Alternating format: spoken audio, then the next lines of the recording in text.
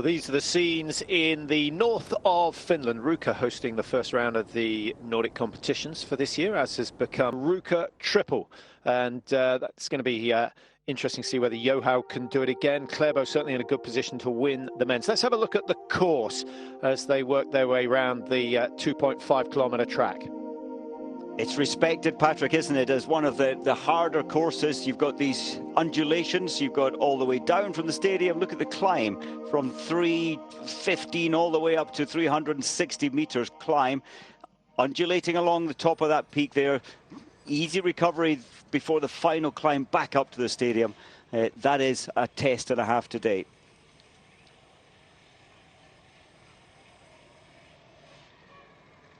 Four times around that course.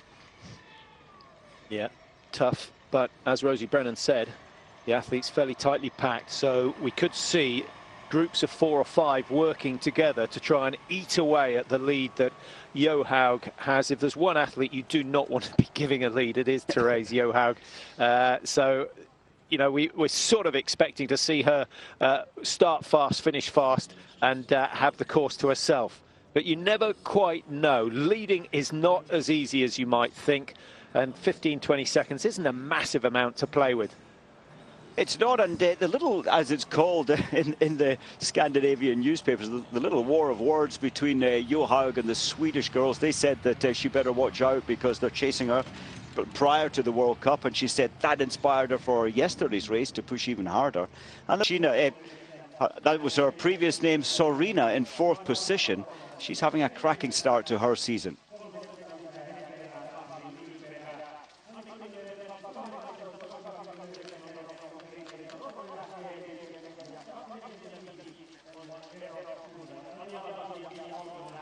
Race 3, and a chance for Therese Johaug to move back to the top with a win here in Ruka, winning the Ruka Triple. That is what all the bookies feel is going to happen today. A 16-second advantage over Frida Karlsson. But remember Karlsson's performance at the Oslo 30 last year. It was sensational with a last 10-kilometre dash, which overhauled Johaug and stopped Johaug winning all the distance races last year. Nepreva is away. Serena of Russia, Dahlqvist and Spahn just after her. Ebba Andersson goes at 30 seconds, number 7.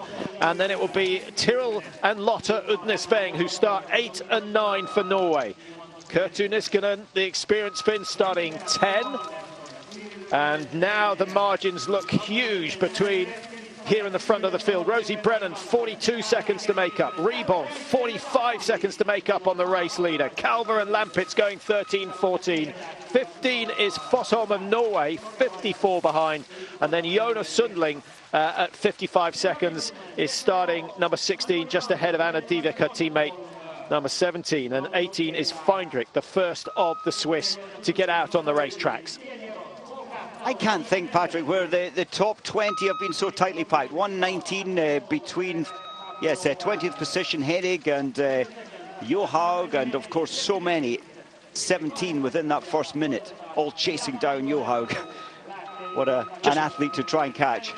Yeah, just wondering, Mike, the change in the course, we had... Strong. All the factors you need to get up these hills fast. Yeah, and a strong mind as well. So much, and she's not a sprinter, Patrick, but the way she started from the line, she was like the fastest sprinter in the world in those first 20 meters. Such was the fear or the tension to try and keep the pack away.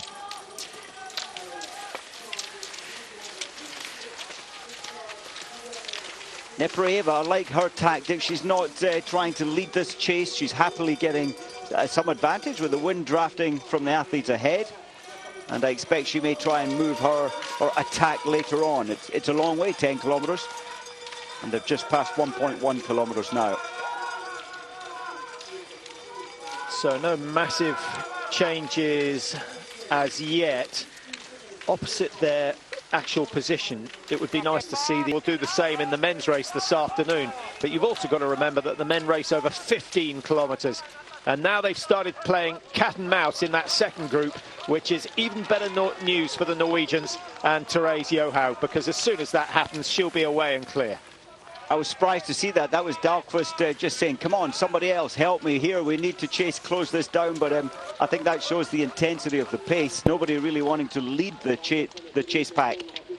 Yeah, I think it shows that the majority of the chase pack might have been banned for 2 years. Very controversial case. Yes, I think she would have been over the 100 victories by this point, and yes, of course she missed the most important thing. She missed her Olympic Games there. Has only two medals from the Olympics, bronze medals. That's the only thing missing from our tally of incredible victories of the Olympic medals. 2014 wasn't hugely successful for the Norwegians, and largely down to ski selection. They spent more than anyone else preparing for waxes and skis in Sochi, and then completely messed it up throughout the Olympic Games. But the snow conditions were fairly unique. I wonder whether that was intentional. It's strange, yes, a very new location there in Sochi, and very, very warm conditions. What, air temperature plus 12 in some of the races. She makes contact with the group.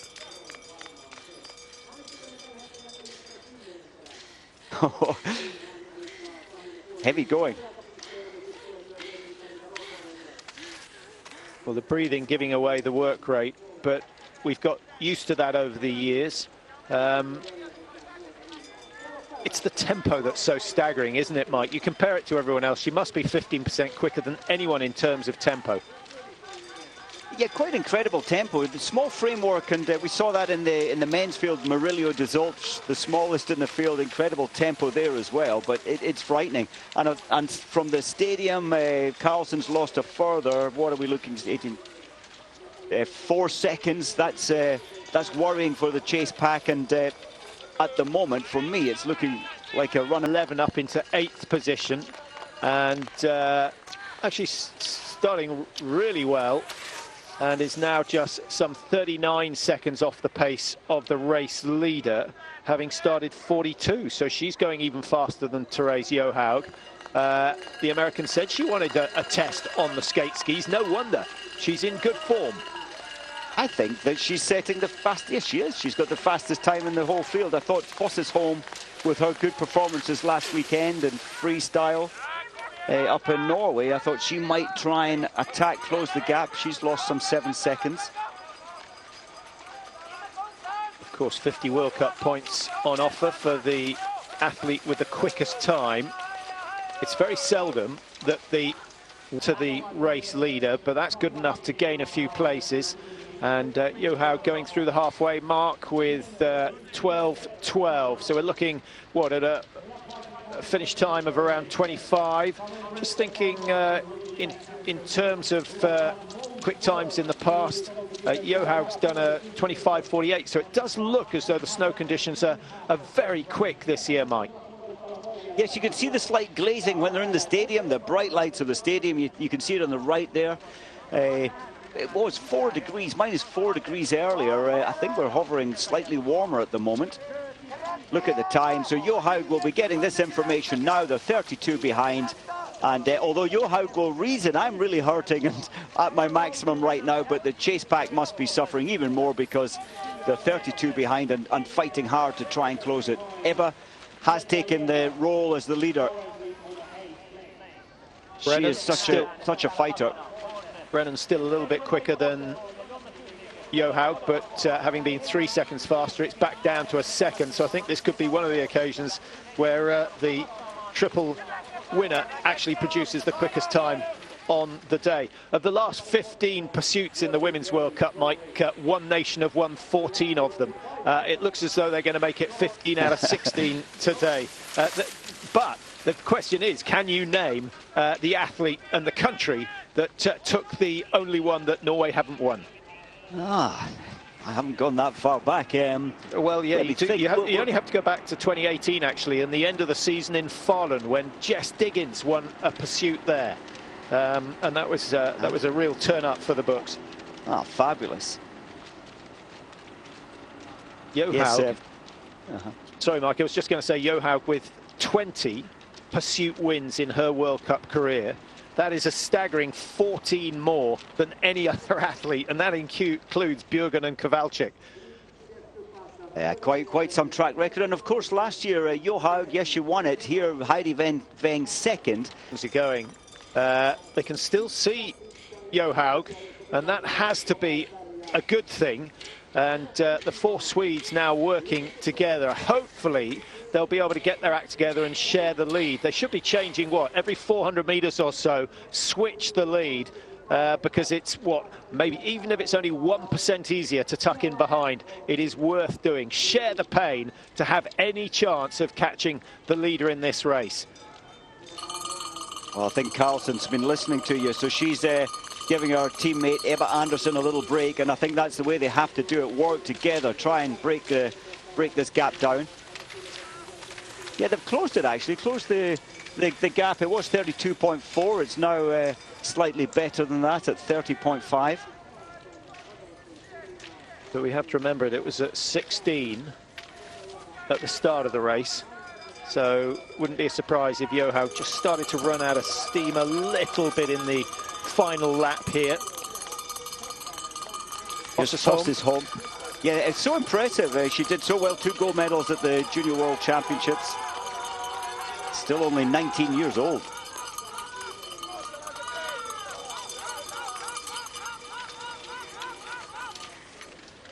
Jonna Sundling deserves a mention as well.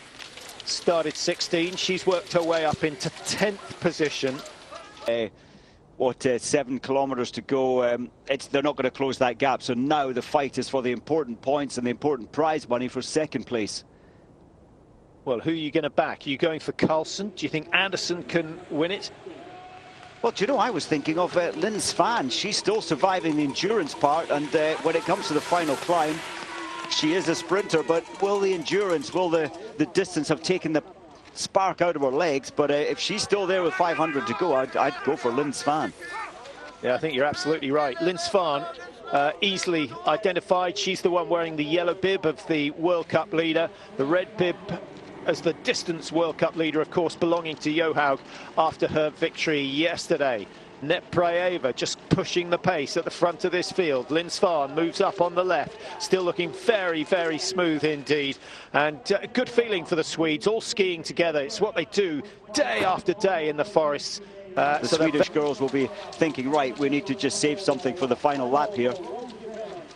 Yeah, but they've also got to be aware of what's going on behind, because we've got Rosie Brennan, who is... She was only 8 seconds behind. In fact, is that Rosie Brennan just joining the group at the back? It is. The American has made contact with the chase group.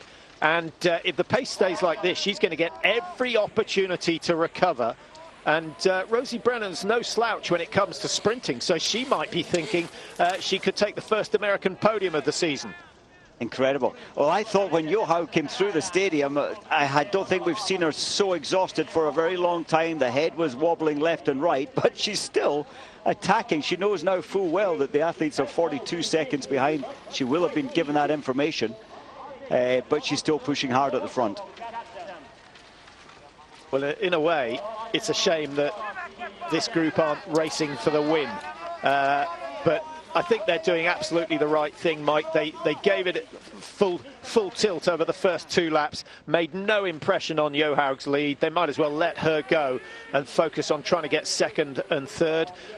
Will the Russians do it? Neprayeva, Serena, that's a fairly good combination. But the Swedes have absolutely dominated sprinting over the last 3 seasons. So that would be an indication that they're the ones that are going to come through to take the top or the second and third position. Svan nearest the camera. And look at this, the Swedish wall has moved to the front, although Ebba Andersson just looking very tight there, trying to get through to that front part of the race, but there's not her authority down and said, not yet. I'm still at the top, and it's by a long way, isn't it? If she's unsettled by that, how does she feel with the rumours coming out that Bjørgen is on the comeback? Yeah, Bjørgen, she said that Bjørgen's times are excellent in training. They've been training together, actually. So she said she wants to encourage her, and she thinks that she'll be very much the same standard when she comes back. She never really did stop training, did she? Well, that takes a few years to get it out of the system for a decade or so. What are you on now? Third decade of trading down? It's going to be an interesting final climb, final hill for the packs coming up to try and gain the precious points, the precious money. Well, here comes our race winner, and Johaug does it yet again. She started 16 seconds ahead. She's more than doubled that, probably tripled that margin by the time the others come across the line. That's because they were playing tactically. Number 4, that's Tatiana Serena. Just behind her is Ebba Andersson. Then we've got number 2, Frida Karlsson. Where's Lynn Svan? We thought she might show in the closing stages, but I think Svan struggling with the actual distance today. No surprise with that, but what an effort from Tatiana Serena. She leads the way as far as the chase group are concerned, and she's got a 10-metre advantage coming into the last 100. She's going to claim second place, and it looks as though Ebba Andersson's going to get the better of her teammate Frida Karlsson as she comes across the line to claim the last place on the podium. So Norway win, Russia in second with Serena, Sweden third with Andersson, and fourth with Karlsson as well. And well done to Rosie Brennan. That is a fabulous run when you remember she started down in 11th place. Yes, that's great respect for that race. And here's the out-and-out sprinters from Sweden.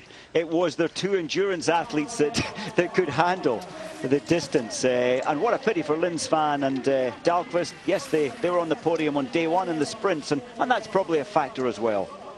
Yeah, the pace really picked up with 2.5 to go, Mike. I think maybe Svan was hoping they wouldn't sprint until that last climb, but finds herself a minute 6 behind in the end, just ahead of Dahlqvist. Many victories will she notch up this year? What was it, 16 she got last year? It was, and yes, they will be up the hill the previous time round, the third time round, but a lot of strength to the finish line.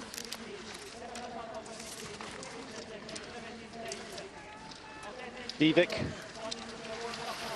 just involved in a sprint finish with Lampitsovs. Oh, she's not going to drop off much this year, but I think it's all about the big name chasers, Ebba Andersson, Karlsson, about their own condition. Getting rest after this week is vital, and who knows, maybe in Davos they'll be challenging Johaug. I think they can this season. For me, Patrick, just look. 2 wins from 3 races. You feel that the distance World Cups are going to be dominated by Therese Johaug on that sort of form. The mass starts will be a different matter. The Swedes do seem to have the mental strength to hang on to Johaug when it comes to a mass start, but the time trials, I think Johaug will be away and clear. Mike, did you glean anything else from that interview? It was a little like the one we heard last year and the year before and the year before. I did. The thing for me was her mental strength, and I did throughout the whole race. I thought we may see her glance back once. She didn't glance back at all within our camera shot, so she didn't care. She will have been given information, and she really was entirely focused on herself, and that was one incredibly impressive performance, to take the bold decision to break from the gun so fast, and she kept that all the way to the finish line. Strength. But you know, this course here with all the sharp, the 180-degree turns, the big turn in the stadium, she knew exactly where she was, and each time round you can't help but make a mental note of whether you're gaining or you're losing on the opposition, and I think she will have been perfectly comfortable going into that last lap. What's interesting is that she keeps working 100%, even when she knows the race is in the bag. Yeah, that's incredible for me, but then she's running her own race. She's just attacking. Some athletes, in fact, maybe probably most would back off, realizing they've got a 40-second lead. I can just back off a little bit. I can still win by 10 seconds. Russia in second, Andersson of Sweden in third, just ahead of her teammate Frida Karlsson, and Rosie Brennan getting the Americans up into the top 5. Another good start to the season for her. Fossesholm of Norway 6, having started 15, so she made some really good gains there. Lynn Svan in 7, Maja Dahlqvist 8, and Kerttu Niskanen 9.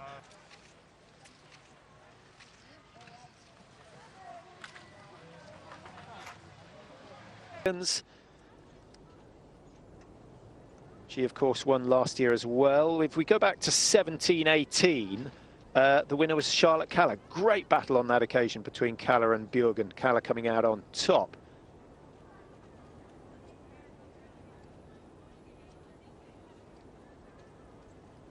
So these are the times for today. Johaug not only first across the line, but also producing the fastest time, which is unusual. I don't think we're going to see that in this afternoon's race. The men's 15-kilometre freestyle with Klæbo setting off first. What do you think, Mike? Yesterday you were saying you thought Klæbo would go do a similar thing to Johaug today. Yes, I looked at it again last night, and he's going to have great skis, and I think that's another aspect for Therese. Her skis were fabulous down the hill, and of course that makes the journey easier. Klæbo's skis are always gliding well, and that's what made me think, well, he may try and